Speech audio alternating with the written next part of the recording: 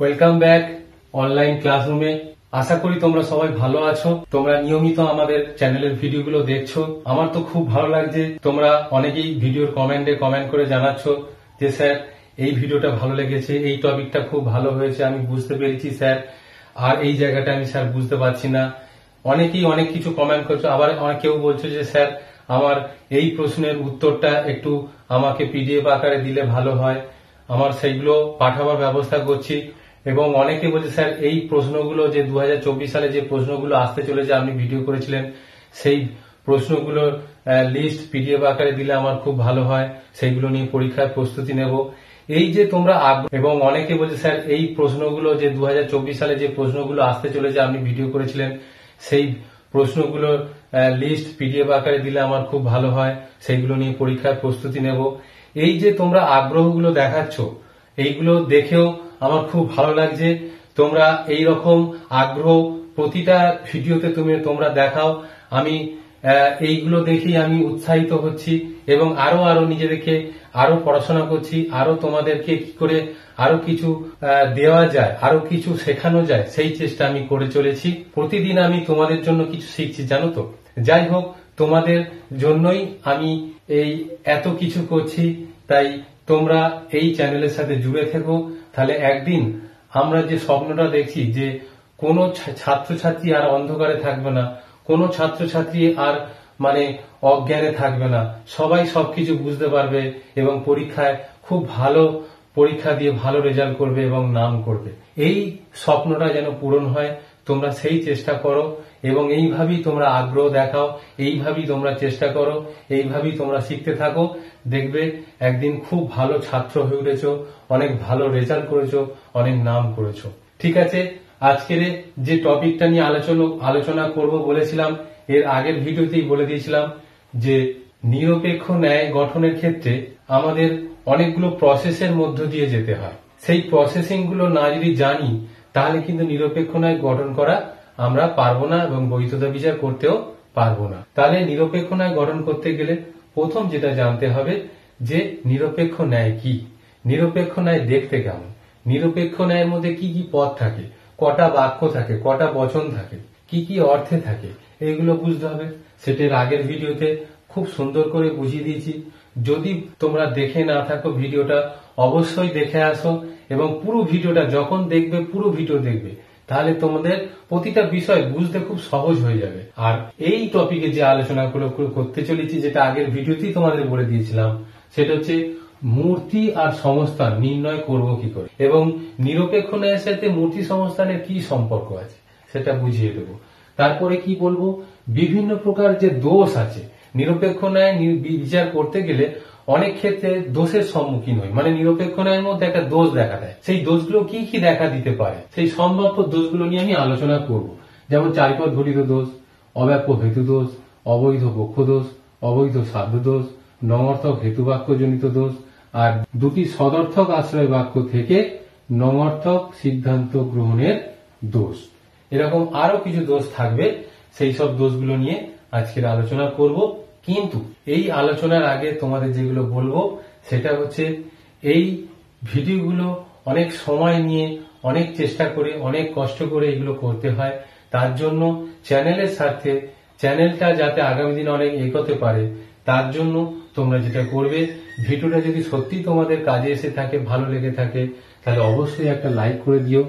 আর তোমাদের মনে যদি কোনো জায়গায় কিছু প্রশ্ন থাকে, তাহলে অবশ্যই নির্দ্বিধায় আমাদের ভিডিওর কমেন্ট বক্সে কমেন্ট করতে ভুলবে না।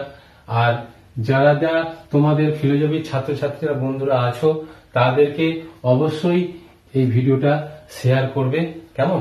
কারণ তোমাদের মতন তাদেরকেও ভালো রেজাল্ট করতে হবে, এই যেন ইচ্ছা তোমাদেরও থাকে যে তোমরাই শুধু ভালো রেজাল্ট করবে না, আমাদের যারা বন্ধু বান্ধব সার্কেলে যারা আছে তাদেরকেও ভালো রেজাল্ট করতে হবে, তাদেরকে হেল্প করি। তাহলে ভিডিওটা অবশ্যই শেয়ার করে দেবে। আর যারা আমাদের চ্যানেলে নতুন, তারা অবশ্যই এই চ্যানেলটা সাবস্ক্রাইব করে নাও এবং বেল আইকনে ক্লিক করে অল অপশনে সেট করে রাখো। তাহলে সবার প্রথমে তোমাদের কাছে ভিডিওটা পৌঁছে যাবে এবং প্রতিটা টপিক খুব সহজভাবে বুঝে যাবে। তাহলে এটা করবে। আরেকটা জিনিস করতে বলবো, যে দেখবে আমাদের চ্যানেল খুললেই কমিউনিটি ট্যাব বলে একটা ট্যাব পাবে। সেই কমিউনিটি ট্যাবটা উপরের দিকে থাকে, ক্লিক করলেই দেখবে সেখানে অনেক কিছু প্রশ্ন উত্তর নিয়ে আলোচনা চলছে, মানে মাল্টিপল চয়েস প্রশ্ন নিয়ে অনেক সেখানে আলোচনা চলছে। সেখানে একটা গেম খেলার মতন খেলা চলছে।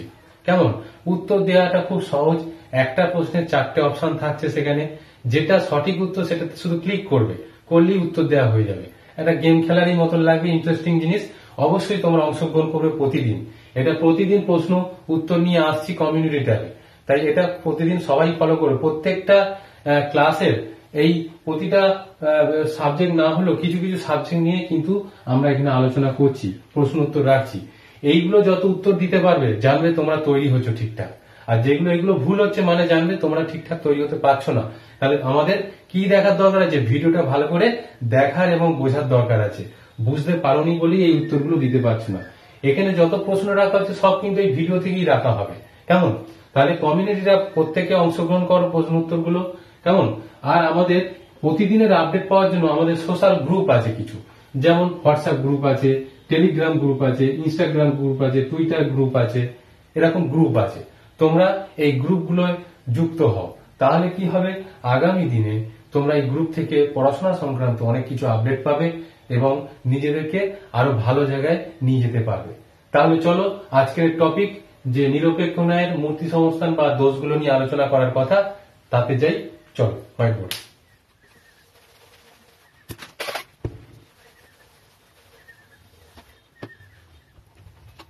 দেখো, যেটা বলছিলাম যে নিরপেক্ষ ন্যায় বুঝতে গেলে মূর্তি সংস্থান ইম্পর্টেন্সটা কোথায়, মূর্তি সংস্থান কাকে বলে, মূর্তি কি? দেখো সংজ্ঞা দেওয়া হয়েছে, দুটি আশ্রয় বাক্য ও সিদ্ধান্তে। একটা নিরপেক্ষ ন্যায় 3টে বচন থাকে, দুটো আশ্রয় বাক্য একটা সিদ্ধান্ত। দুটি আশ্রয় বাক্য ও সিদ্ধান্তের গুণ ও পরিমাণ অনুসারে ন্যায়ের যে আকার তৈরি হয় তাকেই মূর্তি বলে। ধরো এটা একটা আশ্রয় বাক্য, এটা একটা আশ্রয় বাক্য, এটা একটা সিদ্ধান্ত বাক্য, 3টে বাক্য। এটা আশ্রয় বাক্য দুটো আর এটা সিদ্ধান্ত বাক্য। এখন এই 3টে আশ্রয় বাক্যের মধ্যে গুণ আর পরিমাণের দিক থাকে, পরিমাণ গুণের দিক থাকে, থাকে কিনা? বলছে এই গুণ পরিমাণের দিকের ওপর খেয়াল রেখে একটা জিনিস তৈরি হয়, একটা আকার তৈরি হয়। সেই আকারটা কি বলে? মূর্তি। যেমন এটা এ বচন, এটা এ বচন, এটা এ বচন, গুণ পরিমাণ অনুসারে এটা এ বচন, গুণ পরিমাণ অনুসারে এ বচন, গুণ পরিমাণ অনুসারে ধরো এটা ই বচন, এটা ধরো ই বচন, গুণ পরিমাণ অনুসারে এ বচন, গুণ পরিমাণ অনুসারে ই বচন, গুণ পরিমাণ অনুসারে ই বচন। তাহলে আকারটা কি দাঁড়ালো? এ ই ই। এটা হচ্ছে আকার। এই আকারটা কি বলা হচ্ছে? মূর্তি। কেমন? তাহলে একটা নিরপেক্ষ ন্যায় গুণ পরিমাণ অনুসারে যে বচনগুলো তৈরি হচ্ছে সেই বচনের সারিবদ্ধটাকে বলছি মূর্তি। ওপর থেকে নিচের দিকে দেখতে হবে, কিন্তু নিচের থেকে উপর দিকে তাকালে হবে না। তাহলে উপরে এ আছে, তারপর ই আছে, তারপর ই আছে। কেমন? এই উপর থেকে নিচে নামতে হবে। তাহলে এইটা কি বলে? মূর্তি। আচ্ছা, মূর্তির সংখ্যা মোট কটা জানো? এখানে লেখা আছে, দেখো মোট মূর্তির সংখ্যা কিন্তু 256টা। তাহলে এরকম গুণ পরিমাণ অনুসারে এরকম যদি বিভিন্ন ভাবে কম্বিনেশন করি তাহলে এরকম মোট 256টা মূর্তি তৈরি করা সম্ভব। এবার এইগুলো কি সবই বৈধ মূর্তি? মানে এই মূর্তিগুলো বৈধ অবৈধের ব্যাপার আছে, সবই কি বৈধ? বলছেন না, এর মধ্যে মাত্র 19টা মূর্তি হচ্ছে বৈধ। তাহলে বাকিগুলো নিশ্চয়ই কি অবৈধ। তাহলে মোট মূর্তির সংখ্যা 256টা, এটা অবজেক্টিভ আসে অনেক সময়। তারপরে এটাও আসে যে মোট বৈধ মূর্তির সংখ্যা কটা? 19টা। তাহলে 256টা মূর্তির সংখ্যা হলেও তার মধ্যে মাত্র বৈধ মূর্তি 19টা, বাকিগুলো সব অবৈধ। তাহলে মূর্তি কি এবং মূর্তি কটা, তার মধ্যে বৈধ কটা সেটা জেনে গেলাম। এবার 19টা যে বৈধ মূর্তি আছে তাদের নাম আছে এক একটা, এখানে সেই 4টা দিয়েছে, সেটা আমি পরে আসছি। তার আগে একটা জেনে নি যে সমস্থান কাকে বলে, এটা জেনে নি। দেখো সমস্থান কাকে বলে? ন্যায়ের দুটি আশ্রয় বাক্যে হেতুপদের বিভিন্ন অবস্থান অনুযায়ী ন্যায়ের যে বিভিন্ন ভিন্ন ভিন্ন আকার তৈরি হয়, ভিন্ন ভিন্ন আকার, এটা কি বলা হচ্ছে? সংস্থান। কেমন? ভিন্ন ভিন্ন আকার মানে ধরো প্রধান আশ্রয় বাক্যে হেতুপদ আছে, অপ্রধান আশ্রয় বাক্যে এখানে হেতুপদ আছে। তাহলে এই যে হেতুপদে জুড়ল, এবার এইটা হচ্ছে একটা লাইনের সাথে কল্পনা করো, এই বাক্যটাকে একটা লাইনের সাথে কল্পনা করো। তাহলে কি দাঁড়াচ্ছে? উল্টো জেড লাগছে না একটা? কেমন? এই উল্টো জেডটা একটা ফিগার তৈরি হলো। আবার ধরো এরকম হতে পারে, এই একটা আশ্রয় বাক্য, একটা আর একটা সিদ্ধান্ত। ধরো এখানে একটা হেতুপদ, এখানে একটা হেতুপদ। তোমরা জানো পক্ষসাধ্য হেতুপদ 3টে পদ থাকে, আশ্রয় বাক্যে হেতুপদ থাকে, এটা জেনে গেছো। তাহলে এখানে হেতুপদ, এখানে এই ফিগারটা উল্টো জেড, আবার এখানে হেতুপদ, এখানে হেতুপদ, তাহলে জুড়ে গেলে তাহলে কি হচ্ছে? এটা এটা যেমন সোজা জেড, এটা উল্টো জেড লাগছে না, এটা উল্টো জেড কেমন, আর এটা সোজা জেড ছিল, আমি ভুল বলেছি, তাহলে এটা সোজা জেড। তাহলে এই সোজা জেড একটা ফিগার বেরোলো, আবার এটা উল্টো জেড একটা ফিগার বেরোলো। কি করে হলো? ওই হেতুপদ কোথায় কোথায় থাকছে তার উপর ভিত্তি করে একটা ফিগার তৈরি হচ্ছে, আকার তৈরি হচ্ছে, সেটাকেই বলছি কি সমস্থান। তাহলে হেতুপদ আশ্রয় বাক্যে কোথায় কোথায় থাকছে তার উপর ভিত্তি করে যে আকারটা ফিগারটা তৈরি হচ্ছে, এইগুলোকে এক একটা নাম হচ্ছে কি সমস্থান। এবার বলছে সমস্থান কয় প্রকার? সমস্থান হচ্ছে 4 প্রকার, প্রথম, দ্বিতীয়, তৃতীয়, চতুর্থ, 4টে প্রকার। কেমন? এবারে প্রশ্ন, এই মূর্তি আর সমস্থানের সাথে সম্পর্ক কি? এক একটা সমস্থানে কতগুলো মূর্তি আছে। যেমন প্রথম সমস্থানে মানে উল্টো জেডটা হচ্ছে প্রথম সমস্থান, এটা 1 নম্বর সমস্থান। দাঁড়াও, আরেকটা জিনিস বলি, এই যে হেতুপদে কোথায় কোথায় থাকছে তার উপর ভিত্তি করে যে ছবি তৈরি হচ্ছে, এটা প্রথম সমস্থানের ছবি, এটা হচ্ছে দ্বিতীয় সমস্থানের ছবি, এটা তৃতীয় সমস্থানের ছবি, আর এটা সোজা জেডটা হচ্ছে চতুর্থ সমস্থানের ছবি। মোট 4টে সমস্থান বলেছি, 4টে সমস্থানের ছবি 4 রকম। দেখো, তাহলে উল্টো জেড 4 নম্বর, সোজা জেড 1 নম্বর, উদ্দেশ্য দিয়ে এই বিধেয় থেকে জুড়লে এটা 2 নম্বর, আর উদ্দেশ্য দিয়ে জুড়লে 3 নম্বর সমস্থান হয়, এটা মাথায় রাখবে। তাহলে এখানে এই এক একটা সমস্থানে কিছু মূর্তি আছে। যেমন প্রথম সমস্থানে 4টে মূর্তি পাবো। কেমন? এই দেখো 4টে মূর্তি কি প্রথম সমস্থানে? প্রথম মূর্তিটার নাম হচ্ছে বারবারা, দ্বিতীয় মূর্তির নাম সিলারেন্ট, তৃতীয় ডেরিয়ার, চতুর্থ ফেরিও। এইভাবে আমরা নামগুলো উচ্চারণ করতে পারি, যদিও এইভাবে উচ্চারণ হওয়ার কথা নয়, তবু এইভাবে আমরা উচ্চারণ করতে পারি। তাহলে বারবারা, সিলারেন্ট, ডেরিয়াই, ফেরিও, এইভাবে আমরা মূর্তিগুলোর নাম মুখস্থ করব। এখানে একটু খেয়াল করো, এক একটা মূর্তির নামের ভিতরে কতগুলো 3টে করে বচন আছে। দেখো এ এ এ, বারবারের মধ্যে 3টে বচনের নাম আছে, 3টে। দেখো, তাহলে প্রথম সমস্থানে বারবারের মধ্যে 3টে বচন পাবো এ A A.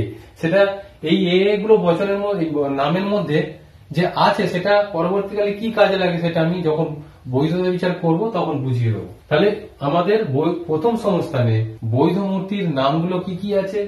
Barbara, Celarent, Darii, Ferio. মানে A A A, E A E, A I I, E I O, এইগুলো সব বৈধ মূর্তি।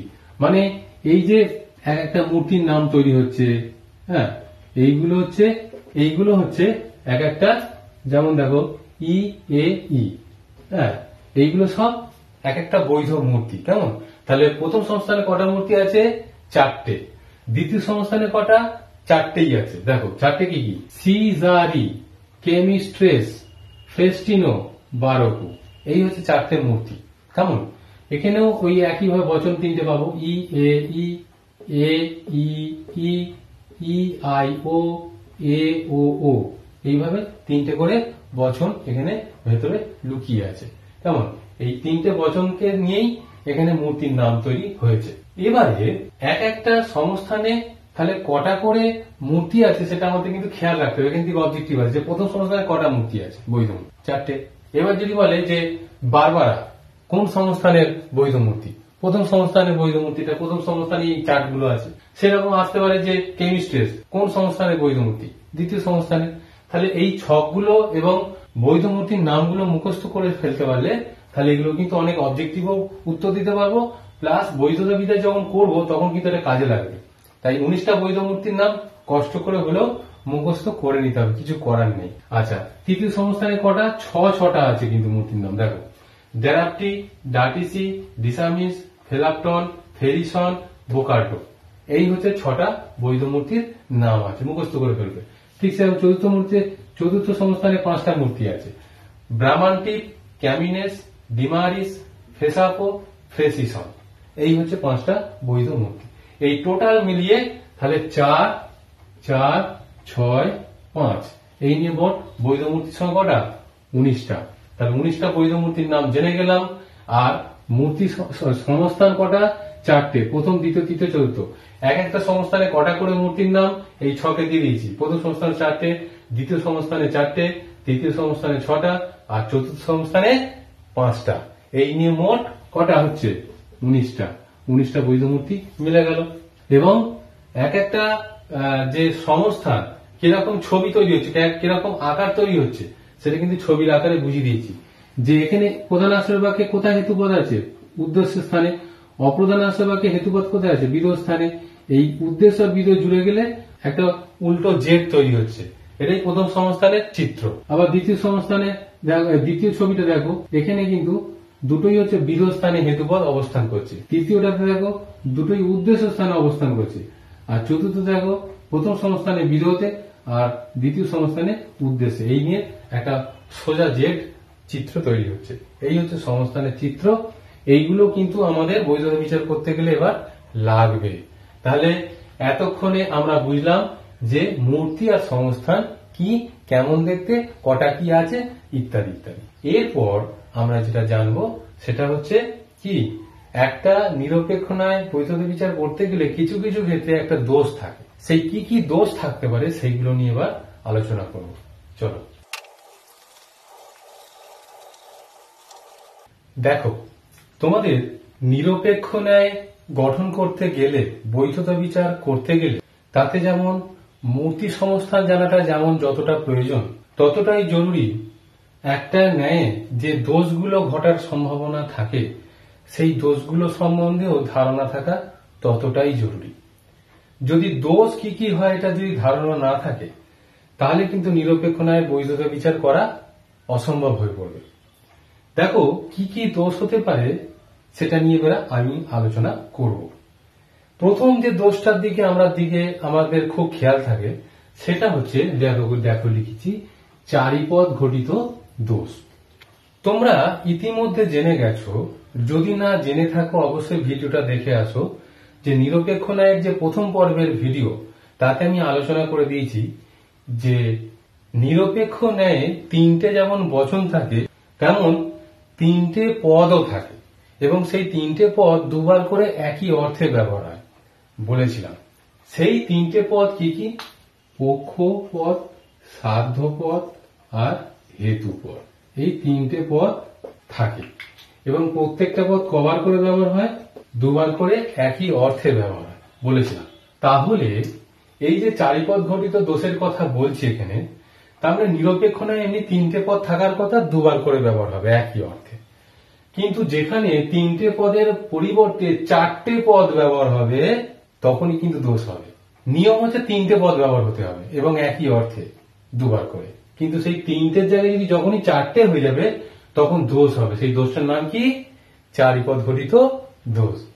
দেখো চারিপদ ঘটিত দোষ কাকে বলে, দেখো কোন ন্যায় অনুমানে তিনটির পরিবর্তে চারটি পদ থাকলে যে দোষ বা ফেলাসি হয় তাকে বলা হয় চারিপদ ঘটিত দোষ। বুঝলে যে একটা নিরপেক্ষ ন্যায় তিনটে পদ থাকার কথা, তিনটের পরিবর্তে যখনই চারটে পদ এসে যাবে তখনই চারিপদ ঘটিত দোষ হয়। পরিষ্কার? এরপর আমি একটা উদাহরণ দিয়ে তোমাদেরকে বোঝাবো। দেখো এই উদাহরণটা এখানে লিখেছি, দেখো পশ্চিমবঙ্গ ভারতবর্ষের অন্তর্ভুক্ত, প্রথম বাক্য। কলকাতা পশ্চিমবঙ্গের অন্তর্ভুক্ত, 2 নম্বর বাক্য। সুতরাং কলকাতা ভারতবর্ষের অন্তর্ভুক্ত। কেমন? এবারে এখানে দেখো যে তিনটে বাক্য এখানে লিখেছি। এই তিনটে বাক্য থেকে আমাকে বুঝতে হবে যে এখানে কোনো দোষ হয়েছে কি হয়নি। দেখো তার আগে আমাদের একটা জিনিস জানতে হবে, একটা অনুমানে যে তিনটে বচন থাকে এবং তার মধ্যে একটা সিদ্ধান্ত বাক্য আর দুটো হচ্ছে আশ্রয় বাক্য। প্রথমটাকে বলে প্রধান আশ্রয় বাক্য, পরেরটাকে বলে অপ্রধান আশ্রয় বাক্য। এটা পরিষ্কার, আগের ভিডিওতে বলেছি। এবার এই দুটো আশ্রয় বাক্য থেকে যে সিদ্ধান্তটা গড়ে উঠবে, এখন তার আগে জানতে হবে যে এই বাক্যগুলো থেকে কোনটে সিদ্ধান্ত বাক্য হবে সেটা বুঝবো কি করে। মানে আমি যখন এই বাক্যগুলো থেকে যুক্তিটির আদর্শ আকার বার করতে চাইবো, মানে এরকম গঠন করতে চাইবো, একটা যুক্তি গঠন করতে চাইবো, তখন কিন্তু প্রথম যে প্রশ্নটা আসবে সেটা হচ্ছে এই বাক্য তিনটের মধ্যে প্রথম যেটা খুঁজে বার করতে হয় সেটা হচ্ছে সিদ্ধান্ত বাক্য। এখন বুঝবো কি করে যেটা সিদ্ধান্ত বাক্য, তার কিছু ফর্মুলা আছে। যেমন কোন বাক্যের মধ্যে যদি সুতরাং, অতএব, কাজেই এই জাতীয় কোনো শব্দ থাকে তাহলে জানবে সেটাই হচ্ছে সিদ্ধান্ত বাক্য। একদম চোখ বুজিয়ে ধরে নেবে যে সুতরাং অতএব কাজে এই ধরনের কোন শব্দ যদি কোনো বাক্যের মধ্যে থাকে তাহলে বুঝে নেবো যে সেই বাক্যটাই হবে কি বাক্য? সিদ্ধান্ত বাক্য। এবার আমার বলো যে এর মধ্যে কোথাও এই শব্দ তিনটের মধ্যে কোনো একটা আছে কি? আছে, এই এখানে আছে সুতরাং। তার মানে ওই সুতরাং দিয়ে যে বাক্যটা আছে ওটাই কি বাক্য হবে? সিদ্ধান্ত বাক্য। কত সহজ বলতো চেনার উপায়। কিন্তু কোন কোন ক্ষেত্রে এই অতএব কাজেই সুতরাং এগুলো নাও থাকতে পারে, তখন চিনবো কি করে? তখন চেনার উপায় হচ্ছে, ধরো কোনো বাক্যের মধ্যে কেন না, যেহেতু এই জাতীয় কোনো শব্দ আছে কোন বাক্যের মধ্যে, সেই বাক্যটা কিন্তু সিদ্ধান্ত বাক্য হবে না। এই শব্দযুক্ত যে বাক্যটা সেই বাক্যের আগের বাক্যটা হবে সিদ্ধান্ত বাক্য। বুঝলে? ধরো বলা হলো যে মানুষ মরণশীল জীব, কেননা মানুষ একটা জীব। এই যে কেননা বলে যে বাক্যটা বললাম সেটা সিদ্ধান্ত বাক্য নয়। এই কেননার আগে যে বাক্যটা বললাম মানুষ মরণশীল জীব, সেটাই হবে সিদ্ধান্ত বাক্য। তাহলে কেননা দিয়ে যে বাক্য থাকবে বা যেহেতু দিয়ে যে বাক্য থাকবে এইগুলো কিন্তু সিদ্ধান্ত বাক্য নয়। ওই বাক্যটা মানে ওই শব্দযুক্ত বাক্যটার আগে যে বাক্যটা থাকবে সেটাই হবে সিদ্ধান্ত বাক্য। অনেক সময় তাও থাকে না, এই শব্দগুলো দেখতে পাই না, তখন কি করে চিনব যে সেটা সিদ্ধান্ত বাক্য? আর একটা উপায় বলছি। ধরো কোনো দুটো বাক্য এবং দিয়ে যোগ আছে, বা ও দিয়ে যোগ আছে, বা কিন্তু দিয়ে যোগ আছে। সেই যে দুটো বাক্যকে এই শব্দ দিয়ে যোগ আছে সেই দুটো বাক্যের মধ্যে কোনো বাক্যই কিন্তু সিদ্ধান্ত বাক্য হবে না। তাহলে কোনটা হবে? যে ওই দুটো বাক্যের বাইরে যে 3 নম্বর বাক্যটা আছে সেই বাক্যটাই হবে তৃতীয় বাক্য। তৃতীয় বাক্যটাই হবে সিদ্ধান্ত বাক্য। তাহলে ধরো বললাম যে রাম স্কুলে যায় এবং রহিম স্কুলে যায়, সুতরাং রাম এবং রহিম স্কুলে যায়। তাহলে রাম এই তিনটে বাক্যের মধ্যে কোনটা সিদ্ধান্ত বাক্য হবে? শেষেরটা। কেন না? প্রথম দুটো বাক্যকে এবং দিয়ে আমি বলেছি, তাহলে এবং দিয়ে যে দুটো বাক্য বলবো তার মধ্যে কোনোটাই সিদ্ধান্ত হবে না। ওই দুটো বাক্য বাদ দিয়ে যে 3 নম্বর বাক্যটা পড়ে থাকবে সেই বাক্যটাই হবে কি বাক্য? সিদ্ধান্ত বাক্য। তাহলে সিদ্ধান্ত বাক্য খোঁজার আমি অনেকগুলো নিয়ম বলে দিলাম। সুতরাং অতএব কাজেই যে বাক্যের মধ্যে থাকবে সেটা সিদ্ধান্ত হতে পারে। আবার এটা ধর নেই, কি আছে? কেননা থাকতে পারে, যেহেতু থাকতে পারে। এখন এই শব্দগুলো যে বাক্যের মধ্যে আছে সেই বাক্যটার আগের বাক্যটা হবে সিদ্ধান্ত বাক্য। আবার ধরো এইগুলোও নেই, তখন চিনব কি করে? তখন চিনব এবং, ও, কিন্তু এই ধরনের কোন শব্দ কোন দুটো বাক্যকে যুক্ত করছে কিনা। আমরা কি দেখি? এবং দিয়ে দুটো বাক্যকে যোগ করি, ও দিয়ে দুটো বাক্যকে যোগ করি, কিন্তু দিয়েও দুটো বাক্যকে যোগ করি। তাহলে এই ধরনের শব্দ যে বাক্যের দুটোর মধ্যে থাকবে সেই দুটো বাক্যের বাইরে যে তৃতীয় বাক্যটা থাকবে সেই বাক্যটাই হবে সিদ্ধান্ত বাক্য। তাহলে আমি এখান থেকে পরিষ্কার যে সুতরাং দিয়ে যে বাক্যটা আছে এটাই সিদ্ধান্ত বাক্য হবে। তাহলে এই বাক্যটাকে যখন আমি বচন করব কি হবে? কলকাতা ভারতের অন্তর্ভুক্ত, তাহলে হবে কলকাতা হয় স্থান যা ভারতবর্ষের অন্তর্ভুক্ত। এই বচনটা করতে পারি। এটা কি বচন হবে? এই বচন হবে। আর এখানে পরিমাণ লিখতে লাগলো না কেন? তোমরা ভালো করে জানো যে নাম উল্লেখ করা থাকবে যেখানে, সেটা স্থানের নাম হতে পারে, মানুষের নাম হতে পারে, কোন বস্তুর নাম হতে পারে। এরকম নাম বাচক যে বাক্য সেখান থেকে কিন্তু পরিমাণ লেখার দরকার হয় না। তাহলে কলকাতা হয় স্থান যা ভারতবর্ষের অন্তর্ভুক্ত। এই স্থান কথাটা আর যা কথাটা যোগ করলাম এক্সট্রা। বাক্য থেকে বচন গঠন করার ক্ষেত্রে এগুলো করা যেতে পারে। যারা বাক্য থেকে বচন গঠন করা ঠিকঠাক জানো না তারা অবশ্যই আমাদের ভিডিওগুলো দেখে আসো বাক্য থেকে বচন করতে হয় কি করে, একেবারে সোজা দেখলে বুঝতে পারবে। তাহলে এখানে এটা সিদ্ধান্ত বাক্য এইভাবে গঠন করলাম। এবার এই যে সিদ্ধান্ত বাক্য গঠন করলেই তো আর নিরপেক্ষ না এটা গঠন হয়ে যায় না, তখন কি করতে হবে? এই সিদ্ধান্ত বাক্যে আমি বলেছিলাম যে যেটা উদ্দেশ্য পদ সেটাই কি পদ? পক্ষপদ। আর যেটা বিধেয় পদ সেটাই সাধ্য পদ। তাহলে সিদ্ধান্ত বাক্যের যেটা উদ্দেশ্য পদ সেটা পক্ষপদ, সিদ্ধান্ত বাক্যের যেটা বিধেয় পদ সেটা সাধ্য পদ। এখন আমরা জানি যে পক্ষপদ আর কোথায় থাকে? অপ্রধান আশ্রয় বাক্যে। সেটা উদ্দেশ্যেও থাকতে পারে, বিধেয় থাকতে পারে, সেটা আমার কাছে ম্যাটার না। আর সাধ্যপদ কোথায় থাকে? আর প্রধান আশ্রয় বাক্যে, এটা আমরা জেনেছি। তাহলে সাধ্যপদ প্রধান আশ্রয় বাক্যে থাকে আর পক্ষপদ অপ্রধান আশ্রয় বাক্যে থাকে। এবার আমাকে তাহলে করতে হবে কি, পক্ষপদ থেকে অপ্রধানাশ্রয় বাক্য গঠন করতে হবে, সাধ্যপদ থেকে প্রধানাশ্রয় বাক্য গঠন করতে হবে।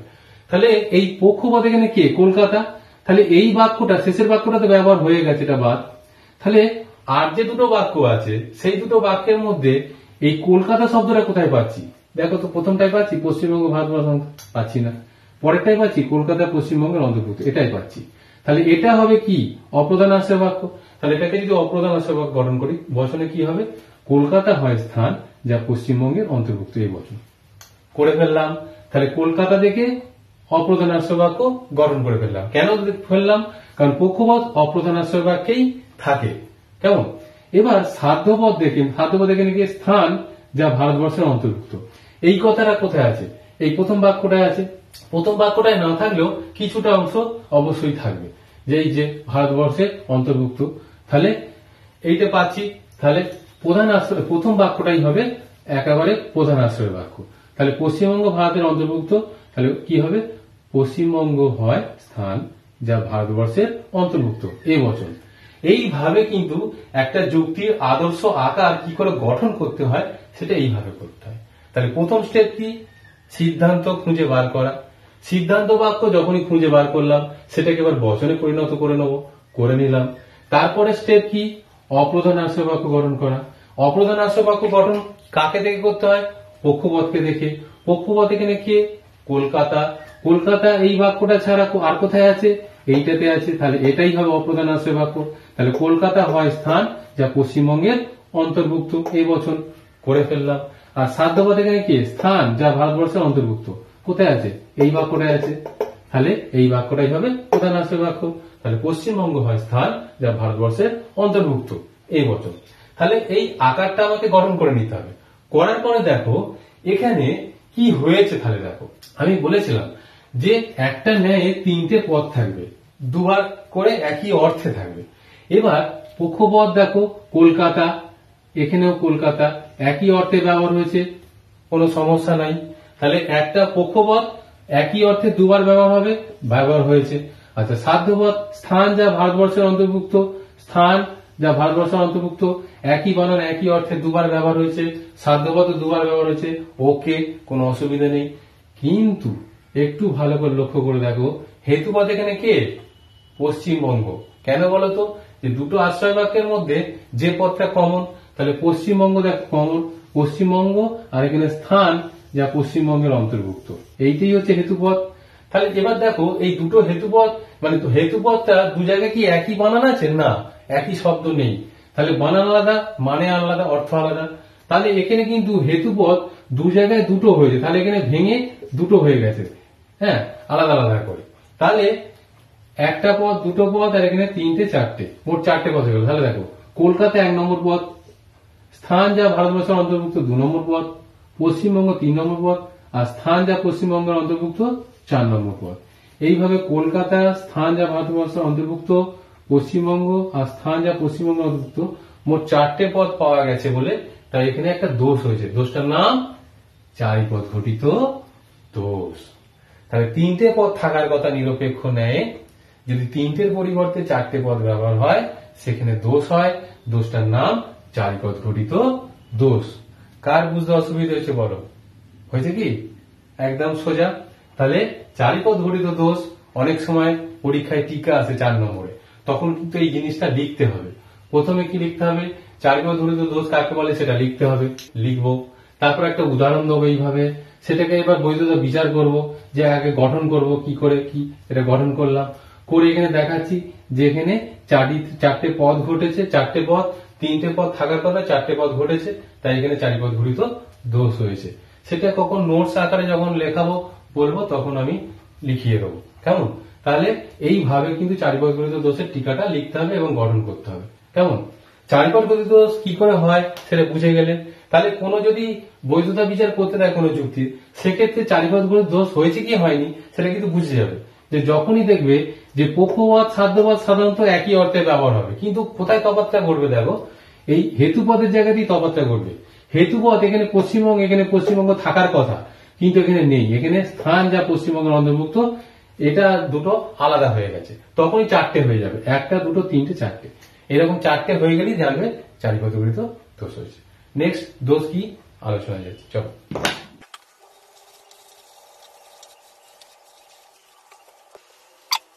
আমরা এবারে জানবো অব্যাপ্য হেতু দোষ কখন হয়। আগে জানতে হবে যে অব্যাপ্য হেতু দোষ কাকে বলে। দেখো, হেতুপদকে অন্তত একবার ব্যাপ্য হতে হয়। তোমরা ব্যাপ্যতার নিয়ম জেনে গেছো যে কোন বচনের কোন পদ ব্যাপ্য। আমি এটা লিখে দিই, দেখো, এই বচনের উদ্দেশ্য পদ ব্যাপ্য, বিদেহ পদ অব্যাপ্য, ই বচনের দুটো পদই ব্যাপ্য, আই বচনের দুটো পদই অব্যাপ্য, আর ও বচনের উদ্দেশ্য পদ অব্যাপ্য, বিদেহ পদ ব্যাপ্য। এটা হচ্ছে ছক। এটা কি করে হয়, কেন হয়, সেটা আমি যখন ব্যাপ্যতা নিয়ে কোনো ভিডিও তৈরি করব তখন দেখে নেবে, কেমন। এবারে তোমাদের যেটা জানতে হবে যে ব্যাপ্যতার ক্ষেত্রে কোন বচনের কোন পদ ব্যাপ্য। দেখো, ছকে লিখে দিয়েছি যে এ বচনের উদ্দেশ্য পদ সবসময়ের জন্য ব্যাপ্য, আর এর উল্টো হচ্ছে ও। দেখো, এর উদ্দেশ্য পদ ব্যাপ্য আর ও এর বিদেহ পদ ব্যাপ্য, আর এর যেমন বিদেহ পদ অব্যাপ্য, এর উদ্দেশ্য পদ অব্যাপ্য। তার মানে এর উল্টো এ, এটা মনে রাখতে হবে। এ মনে থাকলে ওটাও মনে থাকবে, কারণ এর উল্টো ও। আবার দেখো, ই এর দুটো বচনই ব্যাপ্য, দেখো দুটো বচনই ব্যাপ্য, তাই না। আই এর দুটো বচনই অব্যাপ্য, তার মানে ই এর উল্টো আই। তাহলে প্রথম দুটো যদি কেউ মনে রাখতে পারে, পরের দুটো কিন্তু মনে থাকবে, কারণ কোন বচনের বিরুদ্ধ কোনটা সেটা আমরা আগে থেকেই জানি। এবার আমাকে করতে হবে কি, যে প্রথম দুটো মনে রাখতে হবে যে এ বচনের উদ্দেশ্য পদ ব্যাপ্য, ই বচনের দুটো পদই ব্যাপ্য, এটা মনে রাখতে হবে। তাহলে এবার আমি আসল জায়গায় আসি যে অব্যাপ্য হেতু দোষ কখন হয়। যে নিরপেক্ষ ন্যায় যে 3টে পদ থাকে, পক্ষ সাধ্য হেতু, এই যে উভয় আশ্রয় বাক্যে হেতু পদ থাকে, এই যে যেমন এখানে দেখো হেতুপদ, এখানে কে চকচকে বস্তু আর এখানে চকচকে বস্তু, এই যে হেতুপদ আছে, বলছে হেতুপদকে দুটি আশ্রয় বাক্যের মধ্যে অন্তত পক্ষে একবার ব্যাপ্য হতেই হবে। মানে এখানেও আছে ব্যাপ্য হতে পারে, এখানেও আছে ব্যাপ্য হতে পারে। তাহলে দু জায়গায় যে আছে অন্তত এক জায়গায় ব্যাপ্য হতেই হবে। যদি এখানেও ব্যাপ্য না হয়, এখানেও যদি ব্যাপ্য না হয়, মানে কোনো জায়গায় যদি ব্যাপ্য না হয়, তখনই কিন্তু দোষটা ঘটবে। দোষটার নাম কি, অব্যাপ্য হেতু দোষ, যাকে ইংরেজিতে বলা হয় ফ্যালাসি অফ আনডিস্ট্রিবিউটেড মিডল। কেমন। তাহলে অব্যাপ্য যে হেতু দোষটা হয় সেটা কাকে ঘিরে, হেতুপদকে ঘিরে। হেতুপদ যদি ব্যাপ্য না হয় তখনই দোষটা হয়। কারণ দেখো, ও বচনের উদ্দেশ্য পদ, ও বচনের উদ্দেশ্য পদ কি হয়, অব্যাপ্য হয়। আবার এখানে হেতুপদ, এখানে এ বচনের বিদেহতে আছে, তাহলে এ বচনের বিদেহ পদ এখানেও অব্যাপ্য। তাহলে দু জায়গাতেই কিন্তু অব্যাপ্য হচ্ছে, একবারও ব্যাপ্য হচ্ছে না, সেই জন্যই কিন্তু দোষটা হচ্ছে। তাহলে আমি দেখো উদাহরণ দিয়ে আরো ভালো করে বুঝিয়ে দিচ্ছি। উদাহরণটা না, যে যা চকচক করে তাই সোনা নয়, কাজেই এই ধাতুটি সোনা হতে পারে না, কেননা এটি চকচক করে। তাহলে দেখো, আমরা জানি যে সিদ্ধান্ত গঠন কি করে করতে হয়, যে যার মধ্যে সুতরাং অতএব কাজেই এই শব্দ থাকবে। তাহলে কাজেই পাচ্ছি মানে এটাই সিদ্ধান্ত হবে, এটাই সিদ্ধান্ত বাক্য হবে, আমরা জেনে গেছি। তাহলে এই ধাতুটি সোনা হতে পারে না, তাহলে করছি এই ধাতুটি নয় সোনা, ই বচন গঠন করে ফেললাম। এবার আমি বলেছিলাম যে পক্ষপদ দেখে অপ্রধান আশ্রয় বাক্য গঠন করতে হয়, আর সাধ্যপদ দেখে প্রধান আশ্রয় বাক্য গঠন করতে হয়। তাহলে পক্ষপদ দেখে কি, এই ধাতুটি, এই ধাতুটি আর কোথায় আছে, এটা ছাড়া এই এটি মানে এই ধাতুটি, তাহলে এটাই হওয়া অপ্রধান আশ্রয় বাক্য। তাহলে এটি চকচক করে, তাহলে এই ধাতুটি হয় চকচকে বস্তু, এ বচন। আর যেটা পড়ে রইলো, এই প্রথম বাক্যটা পড়ে রইলো, তাহলে প্রথম বাক্যটাই হচ্ছে প্রধান আশ্রয় বাক্য হবে। তাহলে যা চকচক করে তাই সোনা নয়, তাহলে কোনো কোনো চকচকে বস্তু নয় সোনা, ও বচন। তাহলে এইভাবে কিন্তু যুক্তিটার আদর্শ আকার মানে লজিক্যাল ফর্মে এটা প্রকাশ করা হলো প্রথম। এবার এখান থেকে আমাকে বুঝতে হবে যেখানে কোনো দোষ হয়েছে কিনা। এখানে দেখো, হেতু নিয়ে যেহেতু দোষের গল্প হচ্ছে, তাহলে সেখানে দোষ হয়েছে কিনা দেখো তো। হেতুপদ এখানে কে, আমি বলেছিলাম যে দুটো আশ্রয় বাক্যের মধ্যে যে পদটা কমন, মানে দু জায়গাতেই আছে, যেমন কোন পদটা কমন, চকচকে বস্তু, চকচকে বস্তু দুটো আশ্রয় বাক্যের মধ্যেই আছে। তাহলে এখানে দুটো আশ্রয় বাক্যের মধ্যে যে পদ কমন থাকবে, কিন্তু সেটা পরিমাণ গুণের মধ্যে ভাবলে হবে না, উদ্দেশ্য আর বিধের মধ্যে ভাবতে হবে, মিলটা আর কি। তাহলে দুটো আশ্রয় বাক্যের মধ্যে যে পদটা মিল আছে, দু জায়গাতেই আছে, সেটাই হেতুপদ। তাহলে এটা হেতুপদ। আর হেতুপদ দেখো, ও বচনের উদ্দেশ্য পদ অব্যাপ্য হয়, উদ্দেশ্য পদ অব্যাপ্য, আর এ বচনের বিধপদ, এ বচনের বিধপদ অব্যাপ্য, তাহলে দু জায়গাতেই অব্যাপ্য, একবারও ব্যাপ্য হচ্ছে না, সেই জন্যই অব্যাপ্য হেতুদোষ হচ্ছে। তাহলে কিভাবে হেতুদোষটা হয় সেটা বুঝতে পারলে, যে হেতুপদ যদি একবারও যদি এক জায়গাতেও যদি ব্যাপ্য না হয় তাহলেই কিন্তু অব্যাপ্য হেতুদোষ হয়। আমরা নেক্সট এবার দোষের দিকে যাব, চলো। দেখো এখানে নিরপেক্ষ ন্যায় গঠনের ক্ষেত্রে আরেকটা যে দোষ আমরা দেখব সেটা হচ্ছে তার নাম অবৈধ পক্ষ দোষ। মানে এটা বুঝতে পারছি যে পক্ষকে নিয়ে কোনো দোষ তাকেই বলে অবৈধ পক্ষ দোষ।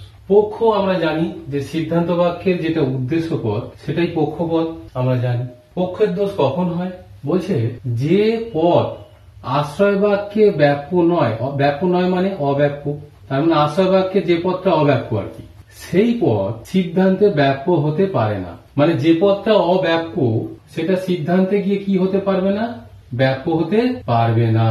যদি ব্যাপ্য করো জোর করে তাহলে কি হবে, দোষ হবে। ঠিক আছে, তাহলে অব্যাপ্য থেকে অব্যাপ্য হলে দোষ না, ব্যাপ্য থেকে অব্যাপ্য হলে দোষ নয়, ব্যাপ্য থেকে ব্যাপ্য হলে দোষ নয়। একমাত্র দোষ কখন হবে, অব্যাপ্য পদটা যদি ব্যাপ্য হয়ে যায় তখন দোষ হবে। কেমন, তাহলে পক্ষ নিয়ে যে দোষ সেটা এই ক্ষেত্রে এটা হয় যে পক্ষ পদটা ধরো আশ্রয় বাক্য অব্যাপ্য আর সিদ্ধান্ত বাক্য ওই পদটা ব্যাপ্য হয়েছে, তখনই দোষটা হবে। দোষটার নাম কি হবে, অবৈধ পক্ষ দোষ। সেটাই বলা হচ্ছে নিয়মে। দেখো যে পদ আশ্রয় বাক্যে ব্যাপ্য নয় সেই পদ সিদ্ধান্তে ব্যাপ্য হতে পারে না, এই নিয়ম লঙ্ঘন করলে অবৈধ পক্ষ দোষ হয়। বুঝতে পারলে?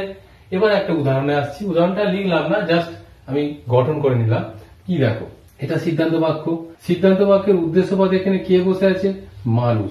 এটা কি পদ, এটাই পক্ষপদ, তাই তো? পক্ষপদটা দেখো আর কোথায় বসে আছে, এখানে বসে আছে। এবার একটু খেয়াল করে দেখো, এই বচনের পক্ষপদটা যেখানে আছে এটা কি, বিধপদ। বিধপদ, বিধর জায়গায় বসে আছে মানুষটা, তাহলে বিধপদটা এখানে ব্যাপ্য হয় না অব্যাপ্য হয়? এ বচনের বিধপদ অব্যাপ্য, আমি ছকে লিখে দিয়েছিলাম। তাহলে এ বচনের বিধপদ অব্যাপ্য। এবার এখানে দেখো এ বচনের উদ্দেশ্যের সেই পদটাই, সেই শব্দটাই আছে, তাহলে এখানে কি হয়েছে, এখানে ব্যাপ্য হয়েছে কিন্তু উদ্দেশ্য স্থানে থাকা। তাহলে এই বচনের উদ্দেশ্য পদ ব্যাপ্য, বিধপদ অব্যাপ্য। তাহলে প্রথমে অব্যাপ্য হয়েছে পদটা, শেষে এসে ব্যাপ্য হয়েছে। তাহলে প্রথমে অব্যাপ্য পরে ব্যাপ্য হলেই দোষ হয়, আমি বলেছি। তাহলে পক্ষপদ প্রথমে আশ্রয় বাক্যে অব্যাপ্য হয়েছে আর সিদ্ধান্ত বাক্যে ব্যাপ্য হয়েছে, এটা হওয়ার জন্যই কিন্তু এখানে দোষটা হয়েছে। দোষটার নাম কি, অবৈধ পক্ষ দোষ। তাহলে পক্ষপদকে কি হতে হয়, আশ্রয় বাক্যে অব্যাপ্য থাকলে সিদ্ধান্ত বাক্যে ব্যাপ্য হলে চলবে না, ব্যাপ্য হলেই কিন্তু দোষ হবেই হবে। তাহলে দোষ কখন হবে না, ধরো এখানে ব্যাপ্য এখানেও ব্যাপ্য, দোষ হবে না। এখানে অব্যাপ্য এখানেও অব্যাপ্য, দোষ হবে না। এখানে ধরো ব্যাপ্য এখানে অব্যাপ্য, তাতেও দোষ হবে না।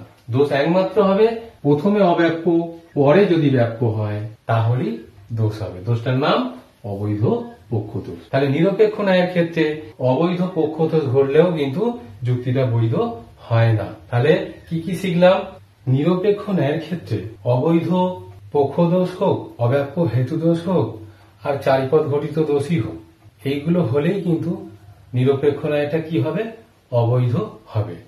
আর এই দোষগুলো যদি না থাকে তাহলে বৈধ হবে। তাহলে এটা আমরা বুঝলাম যে নিরপেক্ষ ন্যায় গঠনের ক্ষেত্রে, বৈধতা বিচারের ক্ষেত্রে আমাদের যেটা জানতে হবে যে কি কি দোষ হওয়ার সম্ভাবনা আছে। যদি দোষগুলো না থাকে তাহলে বৈধ, আর যদি দোষ থাকে তাহলে অবৈধ। আমরা এখনো পর্যন্ত 3টে দোষের ব্যাপারটা জানলাম, কিন্তু আরো কিছু কিছু দোষ আছে, সেটা আমি এবার জানাবো।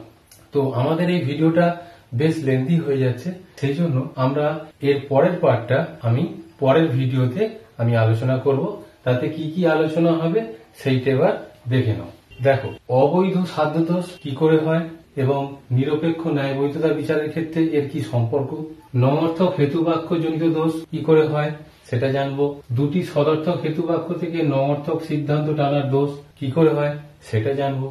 এরকম কিছু আরো দোষ আছে যেটা হতে পারে জানবো, আর এই দোষগুলোর সাথে নিরপেক্ষ ন্যায় বৈধতা বিচারের কি সম্পর্ক সেটা জানবো। আর তার পাশাপাশি নিরপেক্ষ ন্যায়ের বৈধতা বিচার করব কি করে প্র্যাকটিক্যালি সেইটাই আমি দেখাবো। এবং নিরপেক্ষ ন্যায়ের ক্ষেত্রে যে দুটো ভাগ আছে, একটা সংক্ষিপ্ত নিরপেক্ষ ন্যায় আর একটা অসংক্ষিপ্ত নিরপেক্ষ ন্যায়ের যে বৈধতা বিচার, সেটাও আমি দেখাবো। তো চলো আমরা পরের ভিডিও যাব। তো তোমরা এর আগের যে ভিডিওটা মানে নিরপেক্ষ ন্যায়ের বৈধতা বিচারের যে প্রথম যে নিয়ম সংক্রান্ত যে ভিডিও আমরা দিয়েছিলাম, সেই ভিডিওটা যদি না দেখে থাকো অবশ্যই দেখে নাও। আর যে ভিডিওটা এখন চলছে এই ভিডিওটা পুরোটা দেখবে, স্কিপ করবে না। এবং এর পরের ভিডিওটা যেটা আমি আনতে চলেছি সেই ভিডিওটাও পুরোটা দেখবে।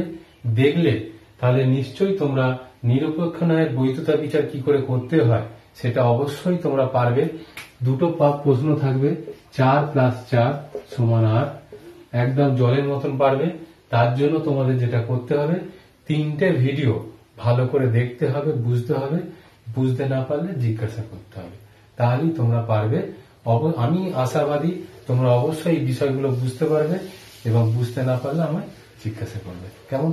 ভালো থেকো, সুস্থ থেকো, একটু পড়াশোনা করো। টাটা।